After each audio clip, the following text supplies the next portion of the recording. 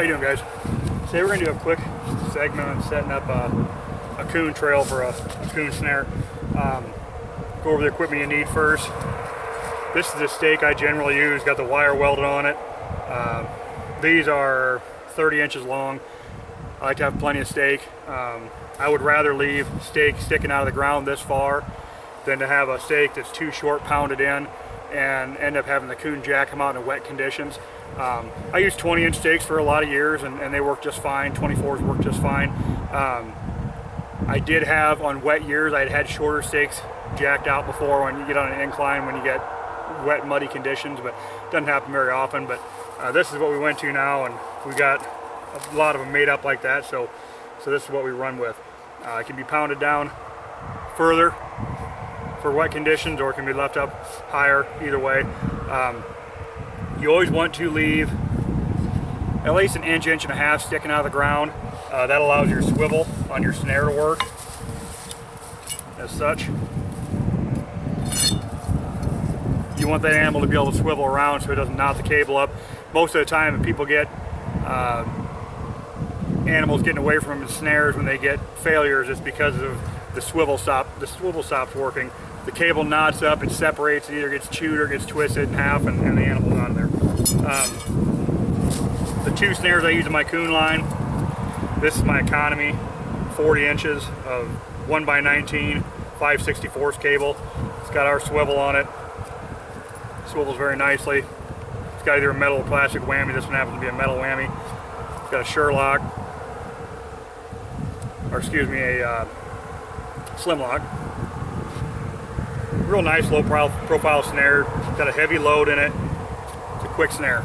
It drops very quick. Get a lot of the nice neck and high shoulder catches with this.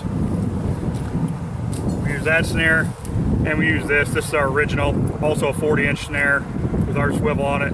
A metal or plastic whammy. This has got a metal whammy on it. Got a cam lock on 7x7 3/32 cable. Once again, a loaded snare.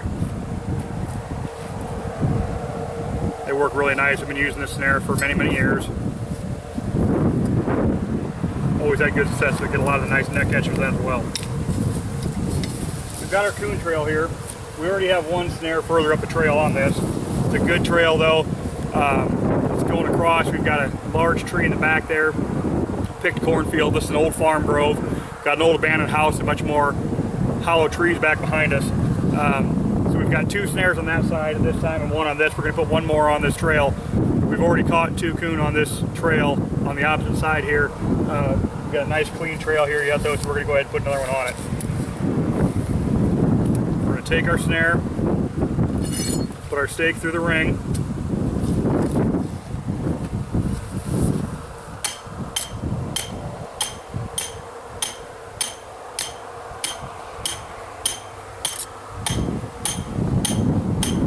And that's plenty to hold a coon, so I'll leave it up this far, stake right next to the trail. The coon aren't going to care. The coon will walk right by this all day long. It doesn't matter if it's something sticking out of the ground or not. I'll make a 6 to 7 inch loop. Learn to measure on your hand. My hand is 9 inches from tip of my pinky to my tip of my thumb. That right there is about a 7-inch loop. 6 to 7 inches. I'm going to stick my whammy, my wire support collar, onto my 9-gauge wire coming off my stake. As I turn this whammy, you'll notice the loop turns. Your loop has to sit 90 degrees to the trail, perpendicular to the trail. I've seen guys before, they'll have a loop as your trail sits. They'll have a loop that hangs down like this, you're going to get misses that way. Or a loop that sticks up too high, you're going to get misses. The loop must hang perpendicular, straight 90 degrees to the trail. So as I turn my whammy, if you have a good tight whammy, your loop will turn and hold with it. As I turn my whammy, I'll turn it so it's 90 degrees to the trail. I'll bend my wire down. I want the bottom of my loop to be 6 inches off the trail. If you get lower than that, if you get a bigger loop than that, the coon will get further through it. Coon pick their way down a trail. They'll step through the loop. You'll end up getting them around the chest, around the hips, and that's not what you want. You don't want those snare marks on there. A 6 to 7 inch loop, 6 inches off the trail, and you're going to get a lot of those good neck catches. You're going to get a lot of those good high shoulder catches. a high shoulder catch, they maybe get one leg through and it pops them kind of cross body. Very, very, very few coon do I snare that get further through the loop than one leg, and most are neck snared anymore. I'll measure on my hand. On my hand, 6 inches is right here. Get a tape measure out, measure your hand. These are the tools you always have with you. You can use this to measure what you need on your line. I'll put this in right here. Perfect right there, 6 inches. Perpendicular to the trail, 6 to 7 inch loop, 6 inches off the ground, and this snare is ready to go. I know a lot of people will say, oh, don't you have to bring stuff up around the snare to funnel them through there? No, they're walking down the trail. They're going to walk down that trail regardless. I have set mowed ditches where the grass is mowed, looks like a golf course out there, with a big muddy coon trail across it. I'll set snare after snare after snare along that trail. They don't care there's something sticking up, they don't care there's something in the way, they will walk right down their trail through the snare and get caught. The next coon will walk right around that coon, get back on their trail, and get caught in the next snare down the trail. Coon are not smart, and if they have that trail, they will follow that trail. It's programmed in their head to follow that trail. So don't worry about, you know, putting a bunch of stuff around your snare. Coyote might be a different thing. If a coyote snare is brushed in a little better, will it work a little better? Sure. Coyote a little more finicky. Coon do not care. Coon will walk through that loop on bare ground almost all day long. All right, we're gonna get on down the road here. Thanks for watching.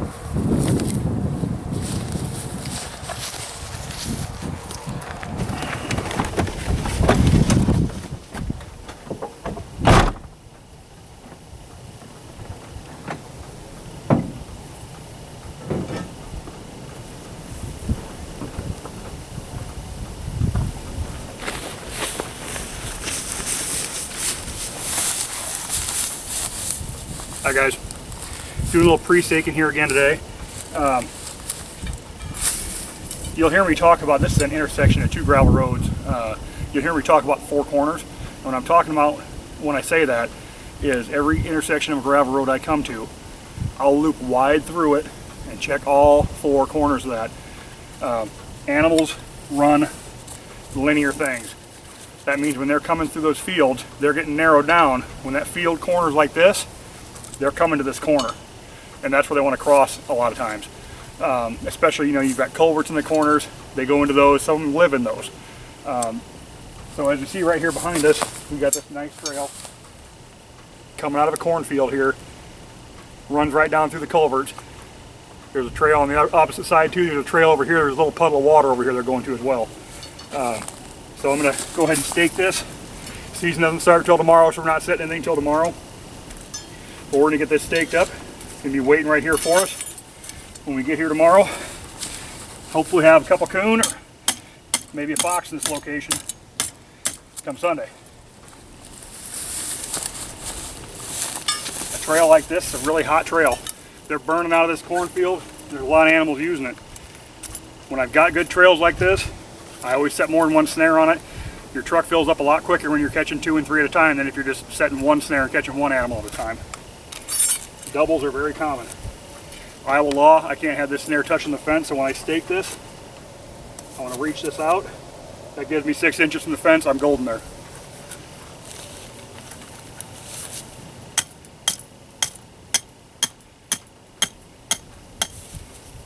I'll loop this right over. Tomorrow, all I got to do, come out here, set my loop, set my height, and I'm out of here.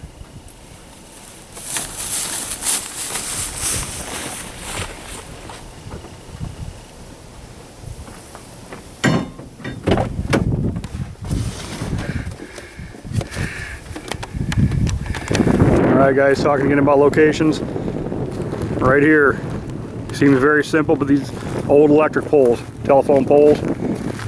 If you're a coon and you're out in this cornfield behind here, and you're only 12 to 18 inches tall, you need a landmark to go by. This is what they use more often than not. If you see when I back up here, the trails coming across here, and they're really heavy going down into there and right up into the picked corn. On the opposite side, as I'll talk about many times, make sure you're setting both sides of the road. Now we've got a little river bottom down here. Doesn't seem to be much of a landmark on this side, but if you look here, just that little bit of a post right there, and that's all they need, and they're cutting straight across. They've got a landmark of the post on one side, they give it a landmark of the telephone pole on the other side.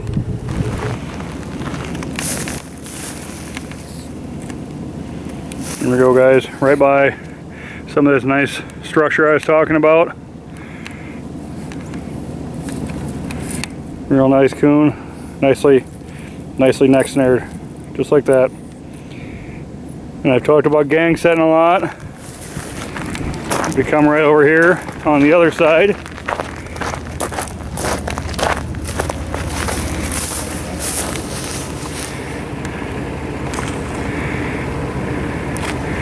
here's his buddy.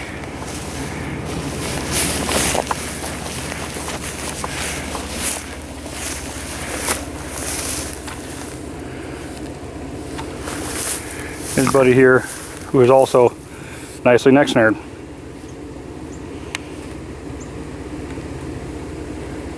This location, guys, this is kind of a difficult one to see from the road. It's just some kind of wispy grass on a little flat top right here. But if you look inside this grass, there's a trail that snakes up here, and here's our landmark and a couple of these big pines right here on the other side of the fence. If you were to drive by this and be looking for trails off the road, you would have a hard time seeing this one. As you get to the other side of the road, obviously, it's a steep ditch, and the other side of the road is a very easy location to see. If you've got something like this on one side of the road, look a little closer at the other side, because sometimes they're hard to see, but this has been a really good producing trail over the years.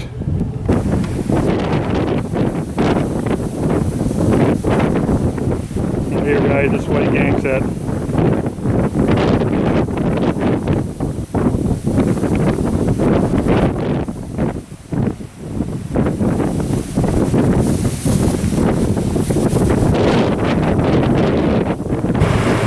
Another good location, guys.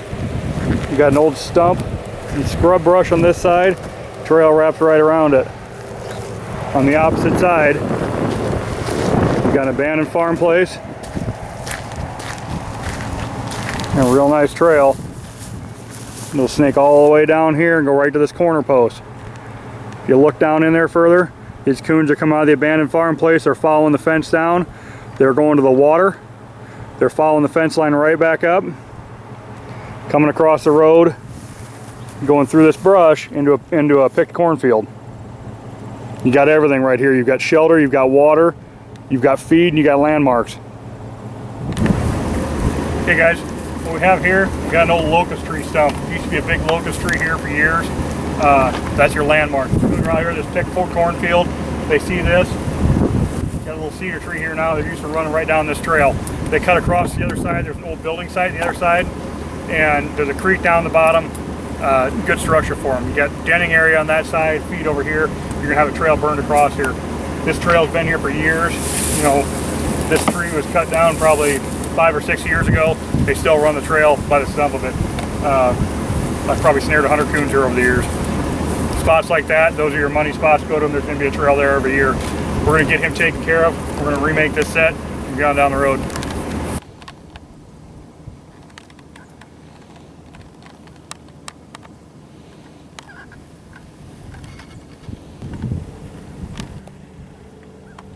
Okay.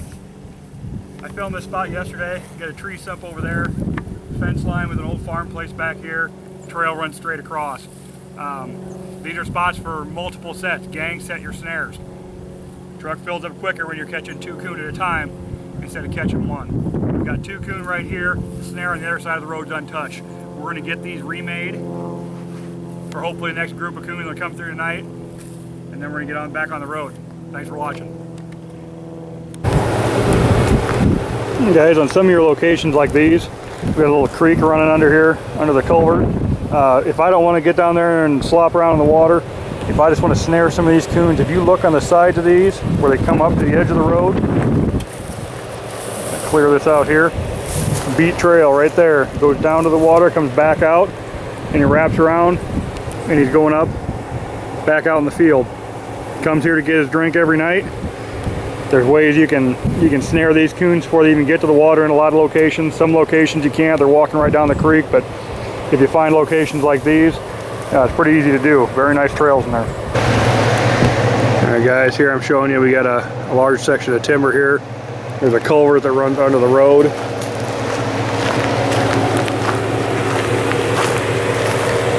And where this culvert runs under, we've got a nice coon trail coming up here. It's come up into this cornfield, which is hard to see right in the morning sun there. Very good trail. Snared a lot of coons off it over the years. It's a short trail. I'll usually set 2 on a trail like this, and once you catch 2 coon on it, it's pretty well blown up, and then it's time to go to a dog brew. Okay guys, here's a location for you. We've got an old grove over here on this side of the road. It's got some buildings on it. It's got a lot of hay, round bales stored there. Really full of, a location that's just full of coon. On this other side this year, we've got a cornfield. At this time, it's not totally picked yet, but a couple of weeks from now it probably will be when season starts. If I was going on this road, and I've trapped this road for many years, you got a pole here, and as well as a sign. Go down further, you've got poles. Further you head down the road, you've got some large cottonwood trees, and as you get around the curve, there's more large cottonwoods. Almost every one of those is going to have a trail by it. Just as sure as you can bet. You got the coons coming out. They've got their landmark there. When they're out in the field feeding and they come back, they've got those poles. This pole here, this sign, anything like that for a landmark they can see out of the field. That's where they're going to cross that to get back to their home here, where they live.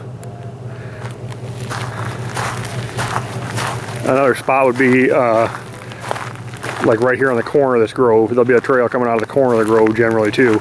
They'll follow those groves down to the corners and come up. We're going to take a stroll down the road here until we can find the first trail and be right here. Right here, coming out of the corner of the grove. And this one will cross over here. Here's their landmark they use. Goes right down, comes in right there into the field. Okay guys, here we're on that same grove again, a little further down the road. This is the drive that comes out. Got a bunch of round bales there. Like I said, the coon are living in between them. Got your farm drive that comes out. Right across from farm drive. Here we got our pole again. And here's our trail. Comes right up by there, snakes right into the field. Nice double neck snare coons. Okay, what we got here? Unpicked cornfield way back there. Old grassy draw. Behind us, there's an old bandit farm. Around a bunch of cottonwoods, like a hollow one. There's a landmark. There's a driveway right across.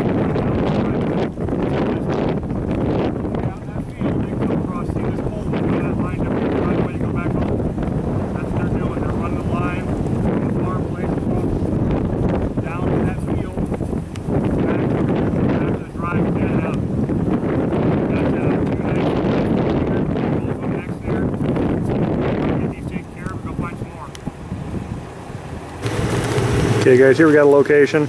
It's coming off an old farm grove. It's just a scrub cedar tree in the fence.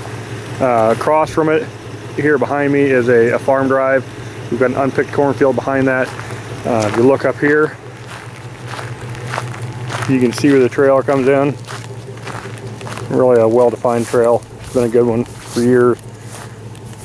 Cuts right down through and goes right up under the cedar tree. In a spot like this large cedar is your landmark in the fence line.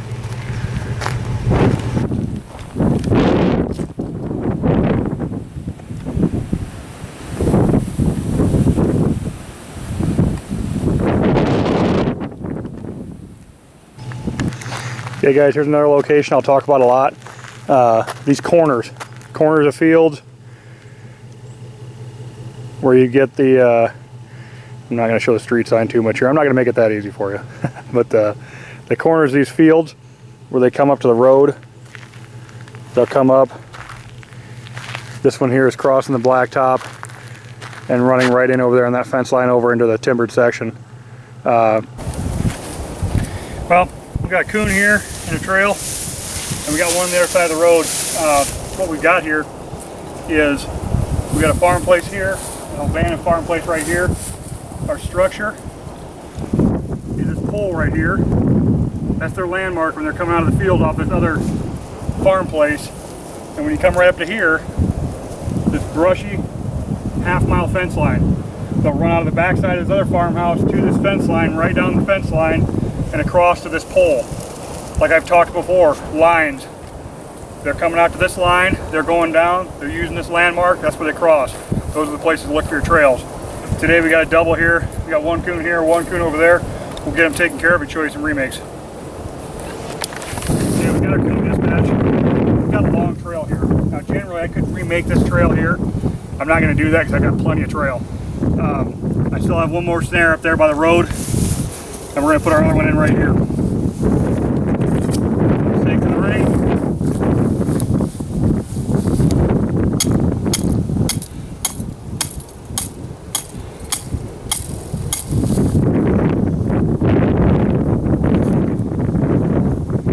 I loop to a nice 6-inch mark.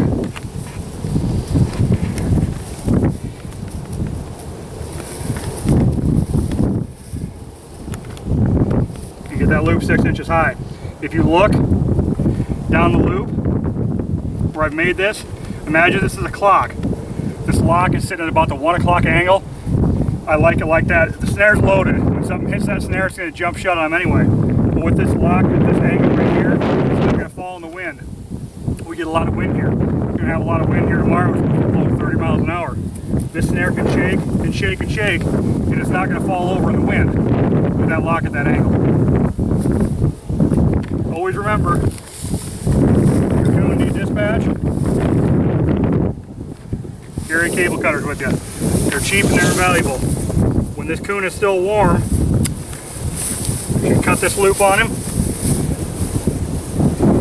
Massage that snare mark out a little bit. You're going to have a lot less of a mark on your guide. We're going to get on down the road. Alright. Alright guys, got another coon here. Run down the gully to go down to a creek line. Got a wooded section here, wooded section back behind us.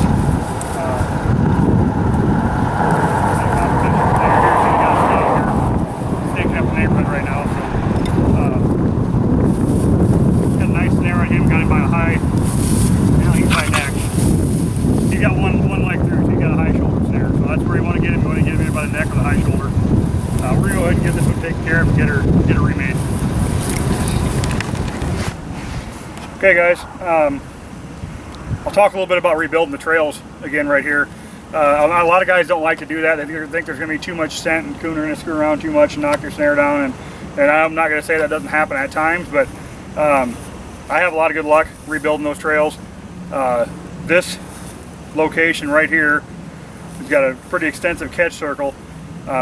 This is the 4th check of this season, and this is the 3rd coon I've caught in this portion of the trail. Now I've got enough trail I can move up it, but it's not real long, so I want to maximize my usage of the trail, and so far I've been doing that. And there's enough duff right here that he's got wound up on the stake. I'll be able to pull that off and rebuild it again, and hopefully catch a 4th coon here. But 3 coon in 4 days in one snare location, I'll take those odds any day. We're going to go ahead and get him taken care of and get this rebuilt again. Okay guys, we just dispatched our coon. Like I said, this catch circle right here, 3 coons in 4 days rebuilding the set location. So we're going to rebuild it again now. We got a nice pile of duff. We're going to get this separated out.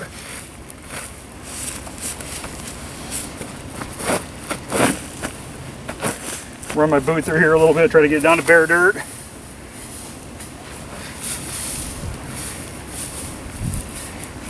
Notice when I shot that coon, I got the stake up, the stake out of there, got him moved off location as quick as I could. A little bit of blood, no big deal. They're not going to mess with it. If you have a big puddle of blood there from letting them flop around, that's when they're going to really start sniffing around, messing around, knock your snare down.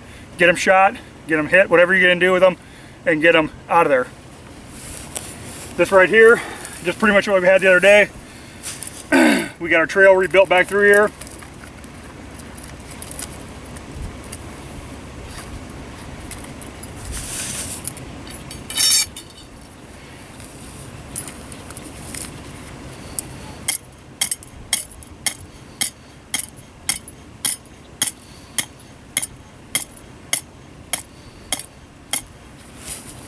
Leave our stake up a couple inches, that allows our swivel to work.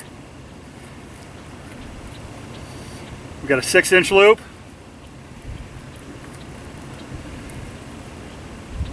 Put our wire through our support collar.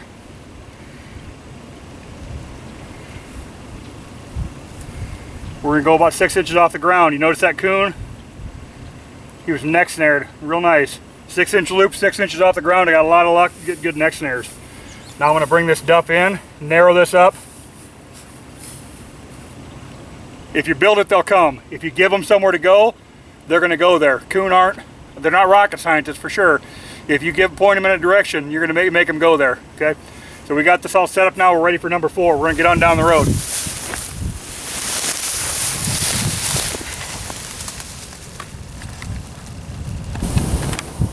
Okay guys, I'll talk a little bit about entanglement. Most of these snares with our Iowa deer stop restriction here, they're not going to get small enough even when you neck snare coons that it's going to kill them. It's got to be, you can't close any tighter than 2.5 inches. I generally did mine slightly larger than that, but you can't wrap down tight enough to kill them. Now if you have some kind of an entanglement situation where that coon's entangled, especially if you can get his front feet off the ground, you're going to kill him. I don't really set kill poles, so to say, for coons, just because it is awful hard to get him tangled up and kill him. This one right here, he happened to have this branch on the cedar tree. He got wrapped up, got his front feet off the ground, cinched him down tight, and lights out. With coyotes are a little different story. They're still not easy to kill. You get a long snare, let them hit the end of it. They got a bigger neck, obviously, you can choke them down a little more. But as far as your coons, they're typically pretty hard to kill unless you have some sort of an entanglement situation. You got an entanglement situation, even if you have them around the chest, you can constrict it enough, you'll kill them. And this one here was a neck snared coon anyway. He wrapped around this cedar limb, game over. So we're gonna get him cut out of here, we're gonna get this snare remade, and we're gonna get on down the road.